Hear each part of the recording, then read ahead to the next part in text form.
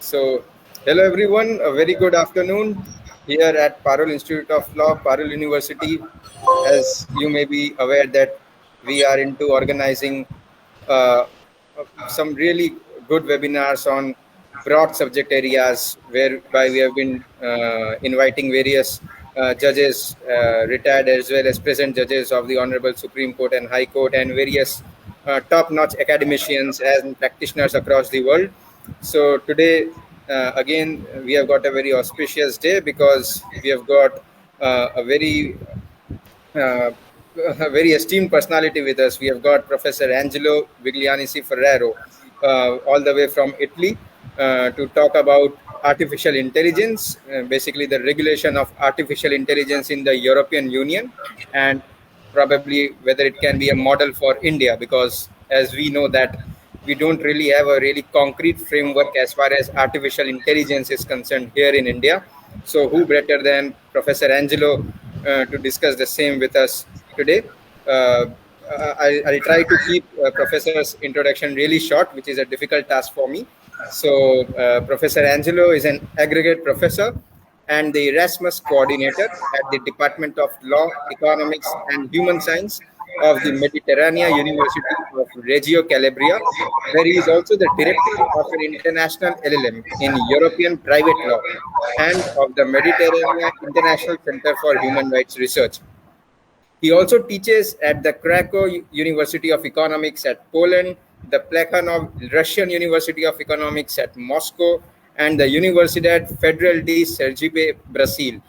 He was a speaker at various conferences, seminars, and roundtables, and an invited lecturer in over 80 foreign universities, which includes places across Europe, South America, Russia, and China. He has written 2 books and is also a co-author of 5 books and the author of numerous articles on civil liability, consumer law, antitrust law, family law, as well as fundamental rights. So uh, uh, we welcome you, sir, and I would now request our Dean, Dr. Akhil Sayyed, sir, to formally actually carry out your welcoming, sir. Akhil, sir. Thank you, Professor Fez. On my personal behalf, on behalf of Parul Institute of Law, Faculty of Law, I cordially welcome you, Professor Angelo, sir. It's our Indian tradition to welcome our guests. I salute you to your expertise in the field of artificial intelligence. We in India are trying with developing some law on artificial intelligence. And let me add that we do have PhD and PhD MPhil as well as LLM program, and some of my students are already working on this topic of artificial intelligence. Someone is working on the IP rights of artificial intelligence. Someone is working on cybercrime and involvement of artificial intelligence. Someone is working on the machine level learning, and so I think your today's lecture is going to be helpful for my all the students UG to PG and of course teachers also. So, dear friends and students friends, I request you to take some inputs from Professor Angelo so that we can for next academic year we can plan for some much better research topics. And I request Professor Angelo to not to conclude the session here only, but to continue our collaboration at least on the research level, so that we can do something better for our country and the whole of the world at large. Thank you, sir, for coming down to Parul University.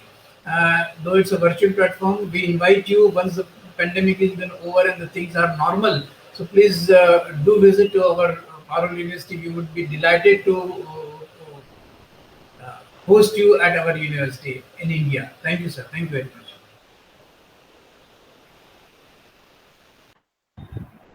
Yes. So thank you very much. For me, it's a great pleasure, a real honor to be here. This is my first speech for an Indian university, so thank you for the invitation. Thank you to the Dean, of course. I hope we can meet soon and we can cooperate, as you also wish, as I can hear. And thank you very much to Faiz Ansari, a very clever student of your PhD program. It was a pleasure for me to invite him for a speech for my students, not only for my students of postgraduate program, but also for the postdoctoral program. And his speech was very appreciated. So he's very young, but he's a very smart scholar, and I hope he can have a great career in your university.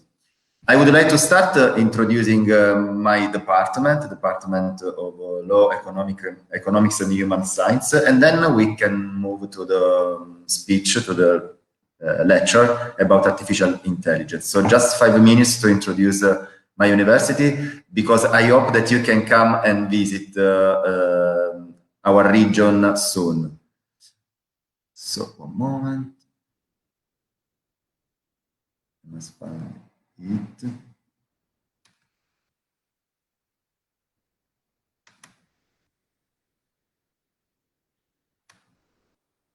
Okay, I hope you can see. Can you see? Yes, it is visible. Okay, cool. So this is my university, a very young university, about 50 years old. It's for sure younger than Bologna, La Sapienza, other big university, very famous Italian universities. We are located here in the southeast area of Italy, not so far from Sicily. Probably you know Sicilia, Sicily. Reggio Calabria is a region, Calabria is this region, Reggio Calabria is the city, not so far from Sicilia. We are a very young department, but we are proud to say that our department was recognized as one of the best in Italy. There was an evaluation made by the ministry, and Mediterranea for the Department of Law is in the 3rd position. So we are a Dipartimento di Eccellenza, Department of Excellence for the quality of research. And we are in the 3rd position. Bologna, for example, is in the 5th position. So we are proud about this achievement. We have a lot of partners all over in Europe, but also in the world. And for sure, I consider your university, Faculty of Law, Institute of Law, as our new partner. I hope we can organize many activities together, and we can host you in Reggio Calabria. About 70 foreign professors visited my department in the last 2 years, so we are really happy if there is the possibility to host you as well after this big pandemic crisis. We have many projects, international projects, financed by different entities, universities. These are activities abroad. I always love traveling and taking my students abroad to visit new universities. So maybe I will come with a delegation to India. We have some books, so probably if you want, we can cooperate also in this sector. I mean, we can we can publish some book together. This is my research center. You can find the website, Mediterranean International Center for Human Rights Research. We have a very important scientific committee composed by more than 100 important scholars like rectors, deans, department heads, and so on. I am director of an LLM, Master of Laws in the field of European Private Law, and also of this program, International Postdoctoral Program in New Technologies and Law. Some pictures about my region, just to convince you to come and visit it. We have a wonderful sea, a lot of Greek and Roman rests, monuments, and so on. Probably you know Sicilia. Sicilia is famous in many countries in the world. Is another very beautiful city, region in Italy. And these are my contacts. So if you want, you can. Some of you wants to contact me, you can use my email. I am Deputy Dean for Erasmus Program and Director of the Mediterranean International Center for Human Rights Research. Now we can go to the presentation. I'll try to talk just 30 minutes in order to have the time for a small debate if students want to put some questions and so on. I share my presentation. Okay. I would like to start talking about the advantages and disadvantages of artificial intelligence. I think that everybody knows what is the meaning of artificial intelligence. Can you see the presentation? Is available? Yes, sir. It is visible, sir. Cool. Everybody knows what is the meaning of artificial intelligence. New technologies today permit machines to be really intelligent, very smart. We can talk about machine learning, which means just the capacity to do something, to perform some things already programmed by men. By human beings, but above all, we can talk about deep learning of machines. Deep learning means that machines are ready to learn how to move far from the instructions, from the rules created by the human beings who created these machines.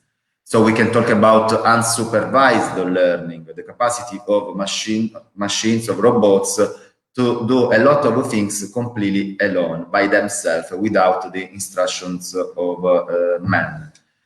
So there are a lot of advantages connected to these new capacities of machines. For example, we have a lot of new and more powerful and useful computers.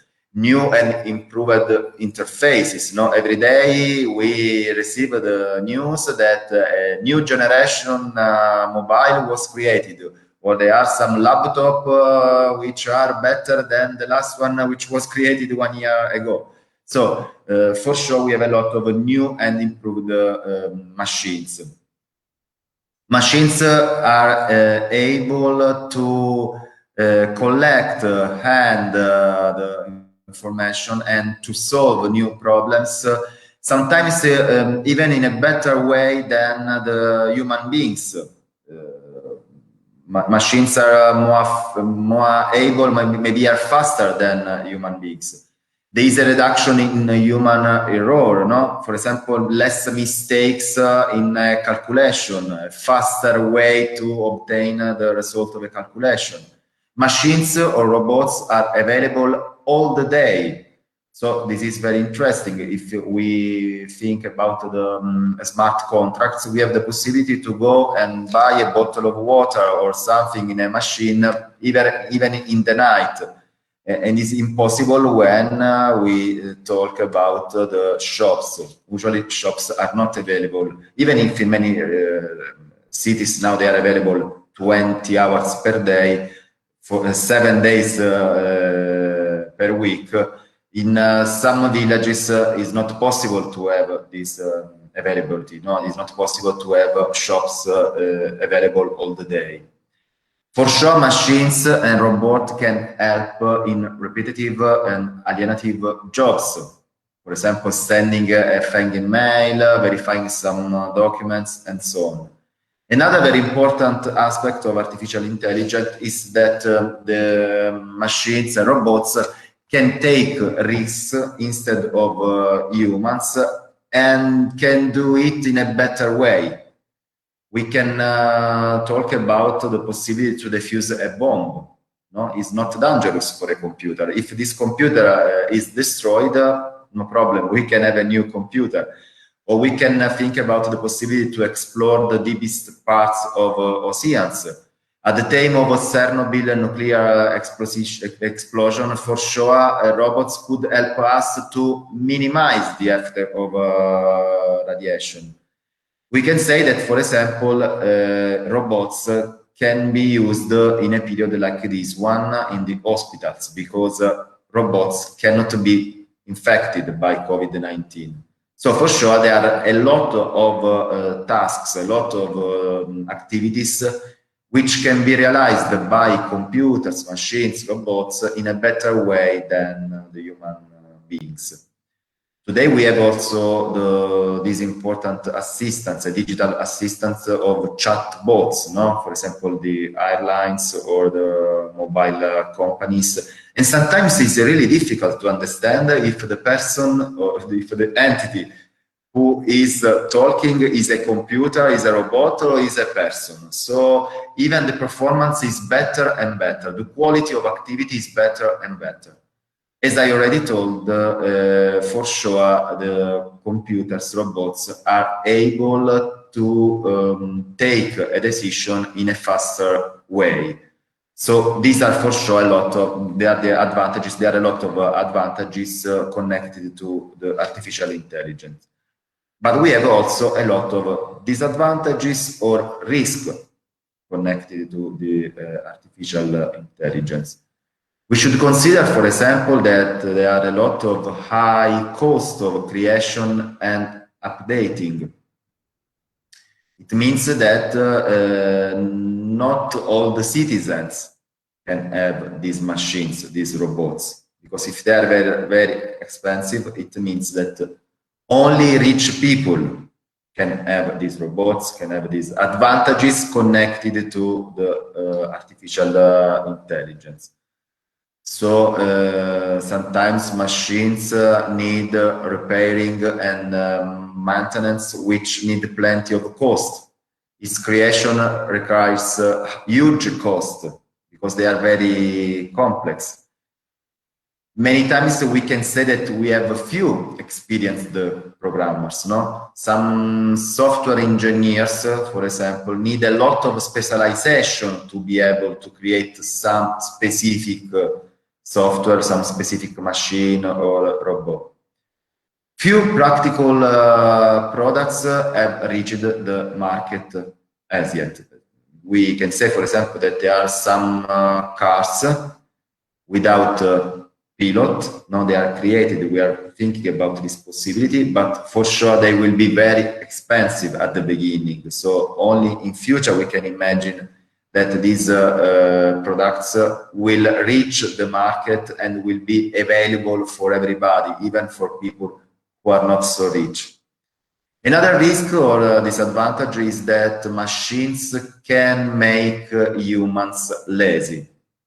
Everybody can understand that human beings are becoming lazier and lazier because why should I do something if a robot can do it?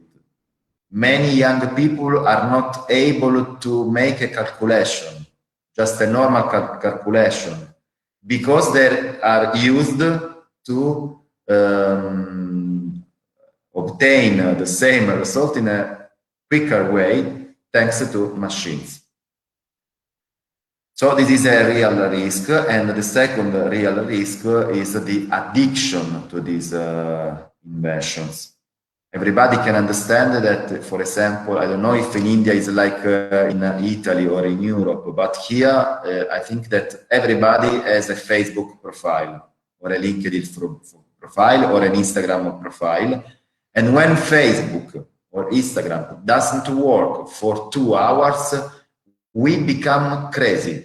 It's not possible. I cannot use WhatsApp. I cannot use Instagram. My life is lost. I cannot have a connection with the world.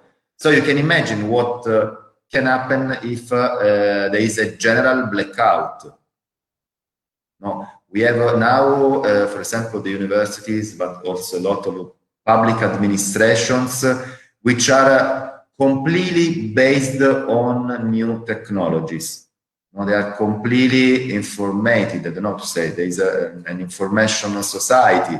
So a general blackout for 2 days, for 3 days in a city could mean a lot of problems because human beings are not ready to work without or to live without the new technologies, without these machines. Another risk for sure is connected to the unemployment. Artificial intelligence is replacing the majority of repetitive tasks of works with robots. It means that in future, a lot of jobs, a lot of activities will be substituted by the activity of robots. So many people probably will lose their job. We can think, for example, about the job of the taxi, for example, no? Probably in future, machines, cars will drive without a real driver. Another problem is connected to the lack of emotion. Machines cannot feel emotions, even if they can be created in order to show that they can have emotions. In truth, they don't have a feeling. So, for example, in Japan, there are some robots which can be paid to give you a hug. And if you have a lot of money, this hug will be a very intensive hug. Otherwise, it will be a cold hug. It's a very sad thing. We think, no, it means that human beings must pay to have affection. And for sure, this robot, this machine can do something very similar to a real man. No? So the performance will be very natural, but for sure, people know that these machines is doing something, this robot are doing something without emotion. Another problem is connected to the lacking out of box thinking. Machine usually can perform only those tasks which they are designed or programmed to do. Anything out of that, they tend to crash or give irrelevant outputs, which could be a measure background. So it means that, for example, usually machines is not able to achieve a result, to obtain a result, which is far from the skills or far from the tasks which were imagined by the creator of these machines. I can talk about a personal case which can demonstrate how it's difficult to imagine maybe now a life completely based on unsupervised machines. This example is connected to a trip, a group trip to Brussels. I organized this trip with my students. We were about 54 people in a bus. This one was the main entrance to go to the airport. This is the main entrance to go out from the airport. When we arrived here, this main door couldn't open. We tried every way to open, anyway, in all the ways to open this door, but there was no possibility at all. We tried to call somebody to have information, no solution at all. So I asked the driver, please permit us to leave the bus, and we will enter by this door, even if it is only for buses which must go outside. Please, when these buses will cross the main entrance, we will do the same. We will enter through this door. And the driver told us, no, come on, it's not possible, it's prohibited, it's forbidden, it's a risk for you. And I told him, please, we don't have any solution, because the risk is that we can miss the flight. And the next flight is in 3 days. It means that we have to stay in this city, we have to pay a hotel. So please give us the possibility to cross this door. At the end, he accepted. So we made a white crime, because it was not licit to do it. But you can imagine, if this bus was, for example, in the hand of a robot, no, was without a driver, we couldn't do it, because this bus is programmed to cross only this door. So this is the risk of the concrete risk of a world based on only on machines, on new technologies. For sure, there are a lot of very important applications connected to the artificial intelligence, so I just tried to write something about the most famous applications in medicine, for example, no? Thanks to big data, machines, robots are able to recognize a cancer or to, for example, make an operation even in a better way than a human being. Maybe that a doctor is a very good doctor, very experienced, but he's old, so he's not able to move his hands. In this case, he can use the robot to make this operation. It's very important also in the field of transportation, in connection with the pedestrian detection, in games, and so on. For sure, we can say that today in Europe, but not only in Europe, there is the need for the adoption of a legal framework, no? Some rules. Artificial intelligence systems have shown in several cases to have great limitations, to produce a lot of risks for the violation of fundamental rights, for example. We can imagine about the case of Amazon recruiting system that discriminated women, made some discrimination against the women, or the accident involving a Tesla car driving in an autopilot mode that caused the death of 2 men. So there are many examples that can show us that we must really find some rules for artificial intelligence. And the European Union, some days ago, some weeks ago, decided to propose the creation of a regulation for a legal framework in the field of artificial intelligence. This is a very big proposal of regulation, 180 pages and 9 annexes, and I think it could be like a model for India, for South America, Latin America, for other countries, because it's one of the first complete draft of regulation. What is interesting to say, so just a few words about this proposal, because we don't know how this proposal will be in the future. This is just a draft. It can be completely modified by the Parliament and the Council, European Council. But what is important is that this framework is based on the type of risk connected to the artificial intelligence. So there are, for example, some systems which are considered really dangerous. So we have an acceptable risk. In other case, we have a high risk. In other case, a low risk. And the fourth example is of systems without any risk for fundamental rights. And in this case, the European Commission decided that it's not the case to create any rule. So what is the meaning of unacceptable risks? We are talking about artificial intelligence systems which are able to manipulate human behavior and to do something like social credit scoring, very similar to that one which was created in China. In this case, the position of the European Union was very severe. It's not possible at all to admit systems like this one. Systems which can create an acceptable risks for human beings.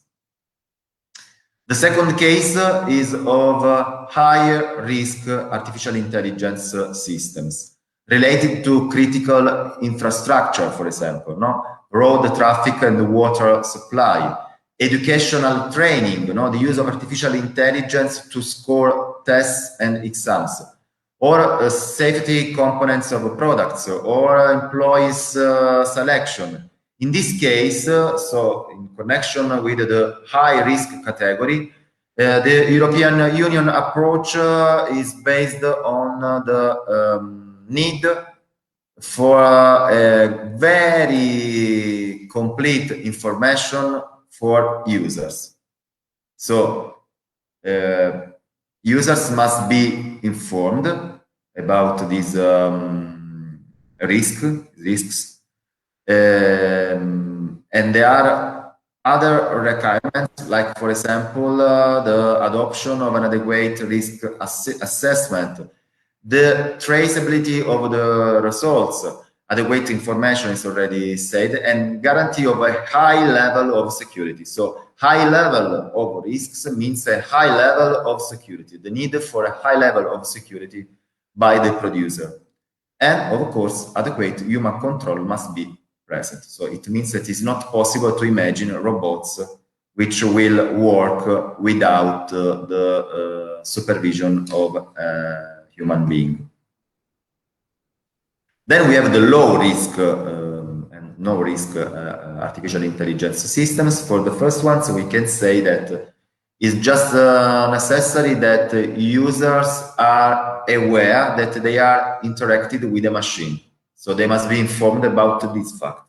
You are interacting with a machine. So your, for example, party in a contract is not a man, is a machine, is a robot.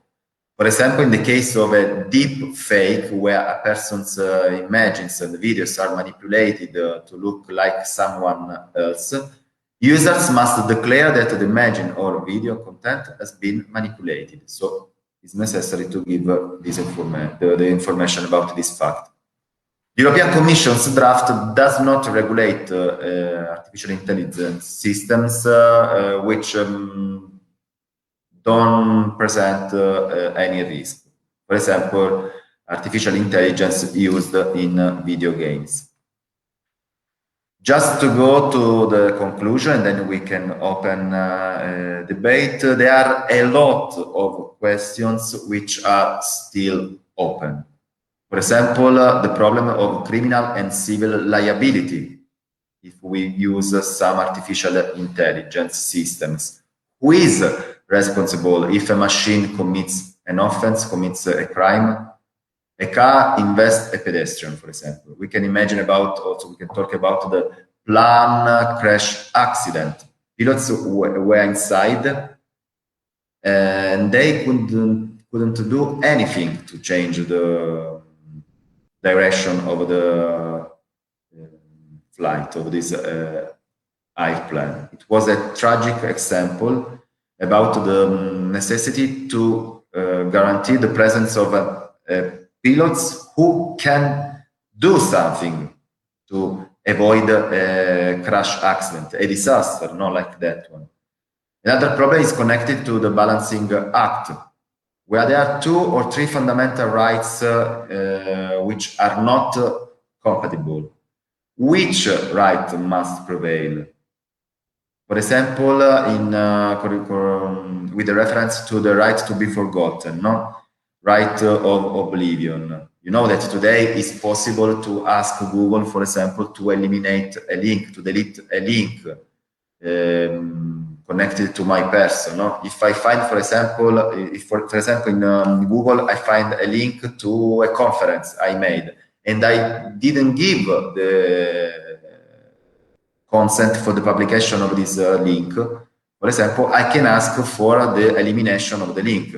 And I can address my request to the person who created the link, for example, the university or the entity which hosted my conference. But I can also write to Google directly, because thanks to the European Court of Justice sentence, Google Spain, now we can write to Google and obtain the elimination of this file, of this link. Of course, Google should analyze if there is an incompatible interest which can permit the possibility to keep this link. For example, if I was a criminal and I want to eliminate the link connected to the information about my, I don't know, sanction for this crime, I cannot obtain the elimination because there is a public interest to know my past. But if there is no interest for society, for other people to have the information which is not welcome to me, in this case, I can obtain the elimination.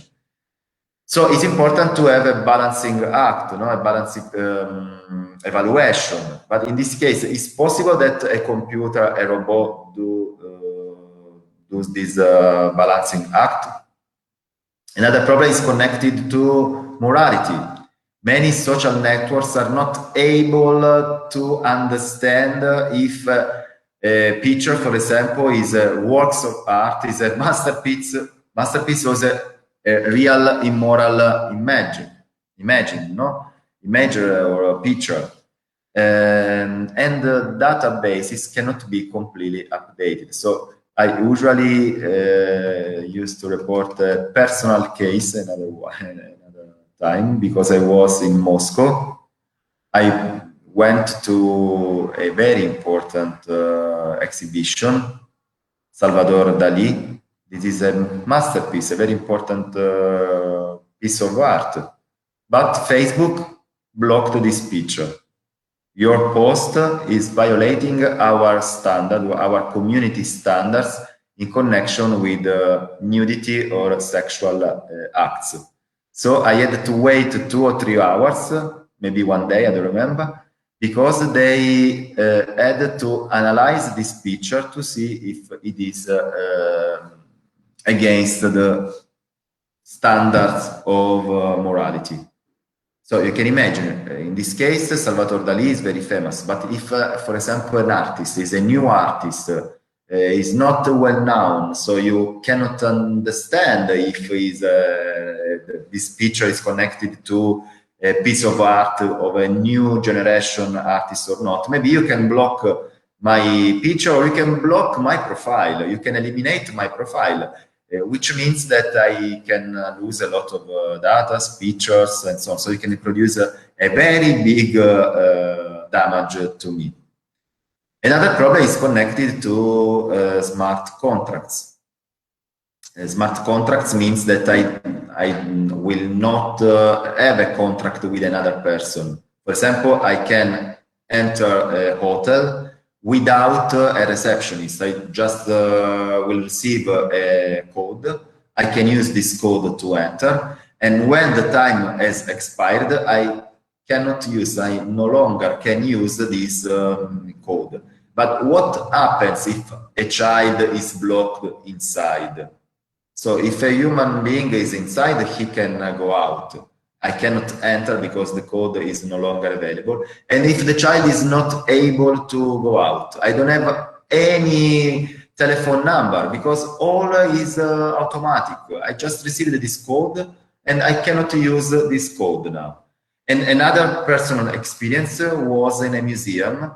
I arrived at this museum with a group of students. I had the list of students, but they wanted the card, student card. One of these students forgot the student card. So they say, no, you cannot enter.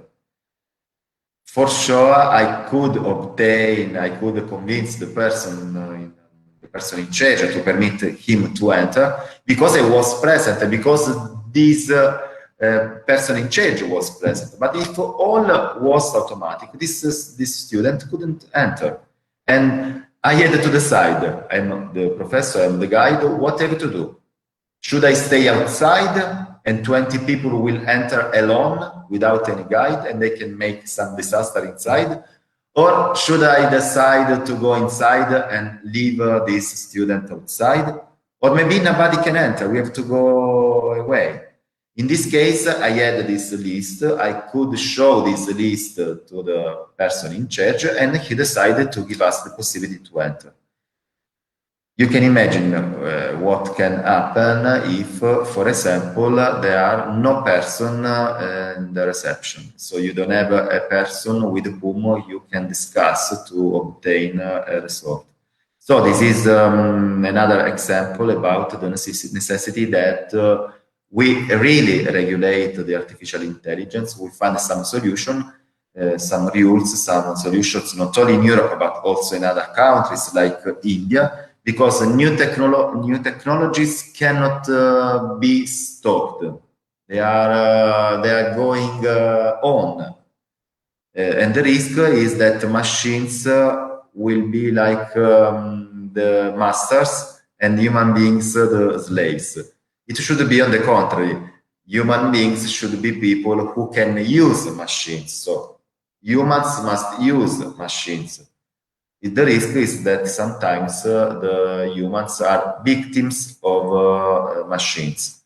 So I think I can close here. You have some contact if you want to write to me for more information, to discuss about some proposal. If you want to come to Italy and visit my university, you can find me in Instagram, LinkedIn, also in Facebook, but I have too many friends, so I cannot add new people. But on Facebook, you can find also Contaminiamo i Saperi, which is like a student association I created for my students, and there are free courses of English, Italian, Spanish, so maybe you can participate. This is the page of my Master of Law. Maybe you can take a picture. Master Internazionale in Diritto Privato Europeo. This is the website and the Facebook page of my research center. And this is my name on LinkedIn and Instagram. So thank you very much for your attention. Thanks again for the invitation. It was a great pleasure for me to be here. So now I'm here with some. Thank you. Thank you. Thank you so much.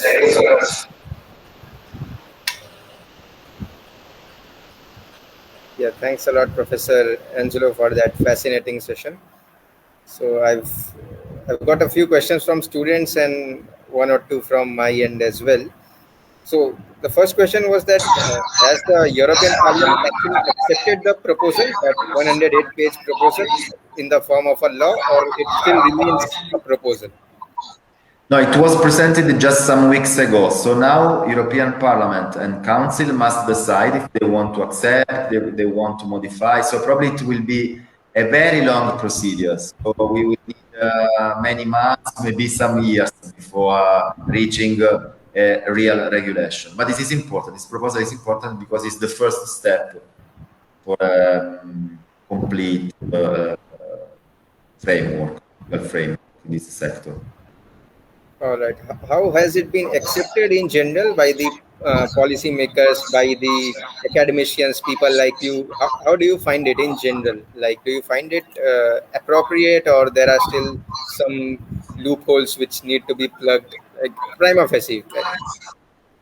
If I don't understand, if I consider this proposal good or not, this is the question.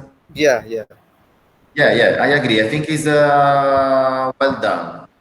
So because you should consider that this proposal created by experts of the stuff, no? Engineers, lawyers, scholars. So I think that this draft is not so bad. It's interesting. Right. The next question, Professor, is actually from me. It's actually related to intellectual property rights and artificial intelligence. In the sense that, let's say, through artificial intelligence, we come up with some artistic work, which maybe traditionally falls under the definition of copyright, let's say, or maybe a patent. So, who would have that intellectual property right?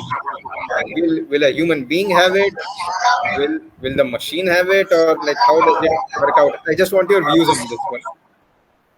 This is a very difficult question because there are some scholars who think that in future robots will have their personality. It means that they will be really similar to human beings. So they will have money, they can earn money, they can pay for damages, for violations. So they can also become real poets, artists, and so on. So the first problem is, can a machine create a piece of art, original piece of art? Yes, it's possible. Some robots created pictures, created musical works based on the big data. So they can analyze, for example, 2,000 songs from a period, for example, from the Romanticism, and then can create a new song very similar, but it's not copied. It's not a copy, so it's not any violation of copyright. So this is the first problem. They can have their proper copyright. It should be protected, because if they are entities which have a personality, which have money and so on, they can have their protection. At this moment, the second problem is this one. This moment is possible to imagine it? No, for sure. Now we have the person who created the robots. This person should respond for damages and can be also considered the author of the performances of the robots. Right. Thank you, Professor. But it's a very difficult question, to be honest. Yeah, but I wanted your views on that. So really thankful to you for your views. The last one is again from a student.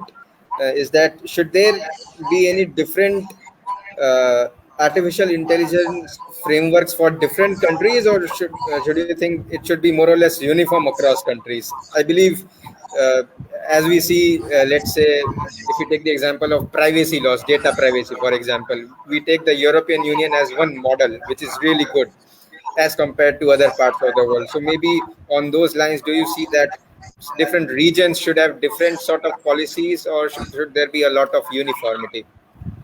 No, I think that it's very important to have uniformity in this sector. Because, for example, I'm an Italian citizen, no, but I am also an European citizen. So if I move to Germany, to France, to Spain, I want to have the same protection. It's not possible that if I go to Germany or to Spain, the protection is different.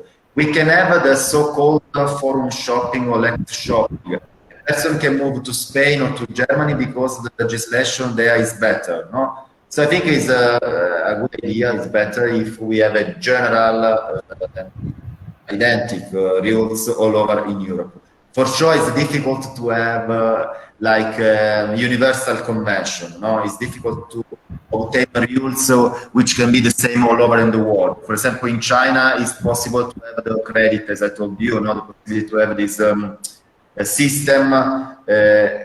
Which evaluate the quality of a person, the social credit is something completely forbidden in Europe. For other inventions like clonation and so on, in Europe, clonation is not possible. So in this field, it's better if we have a framework, at least in Europe, the same framework. We can hope that in future, all over in the world, some general rules in order to protect fundamental rights can be created. Right. All right. So great, Professor. We've got a few more questions, but more or less those are repetitions of the already discussed ones. So I believe we have touched the end of the session. So really, we in India would be specifically following what actually happens in the European Parliament with respect to that proposal, so that we have got some sort of a roadmap that, okay, we can look forward to this sort of a legal framework as far as artificial intelligence is concerned. So thank you so much for throwing the light on that and putting up such latest developments. Like I saw that it was only on the 21st of April of this year that the same was introduced. So thank you for conversing us with such latest developments in the field of artificial intelligence in Europe.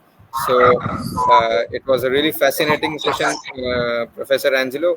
We are really indebted to you that you took out the time from your busy schedule and devoted this to us, to our students, to India in general. Thank you so much, Professor Angelo. It was a great pleasure, and I hope to meet you soon in presence in Italy or in India, maybe, and everybody is welcome. And I hope that the situation in India about COVID-19 can improve soon. I really pray for it. Thank you very much. Thank you so much, Professor, for your kind wishes. Thank you. Thanks a lot. See you. Bye. Bye.